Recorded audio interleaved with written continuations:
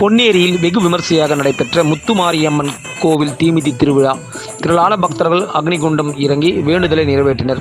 திருவள்ளூர் மாவட்டம் பொன்னேரியில் மிகவும் பழமை வாய்ந்த அருள்மிகு ஸ்ரீ முத்துமாரியம்மன் ஆலயம் அமைந்துள்ளது. இந்த ஆலயத்தின் 34ஆம் ஆண்டு தீமிதி திருவிழா கடந்த வாரம் காப்பு கட்டுடன் துவங்கி நாள்தோறும் வெகு விமர்சையாக நடைபெற்று வந்தது. 10 நாட்கள் கோலாகலமாக விழா நடைபெற்றது. தீமிதி திருவிழா மிகவும் கோலாகலமாக நடந்தேறியது. முன்னதாக மத நல்லிணக்கத்தை பிரதிபலிக்கும் விதத்தில் தீமிதி திருவிழாவிற்கு 3 லட்சம் ரூபாய் மதிப்பில் பொருளுதவி செய்த இஸ்லாமிய சகோதரர் முகமது ஆலி என்பவருக்கு கோவில் நிர்வாகம் சார்பில் பரிவட்டம் கட்டி மரியாதை செய்யப்பட்டது.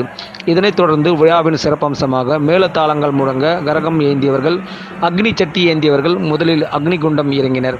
இதனையடுத்து காப்பு கட்டி விரதமிருந்த 200க்கும் மேற்பட்ட குமார மக்கள் பக்தியுடன் அக்னிகுண்டத்தில் இறங்கி தங்களது வேண்டுதலை நிறைவேற்றினர். விழாவின் நிறைவாக அம்மன் வீதி உலா நடைபெற்றது. இவ்விழாவில் சுற்று வட்டார பகுதிகளிலிருந்து ஏராளமான பக்தர்கள் வந்திருந்து சாமி தரிசனம் செய்தனர்.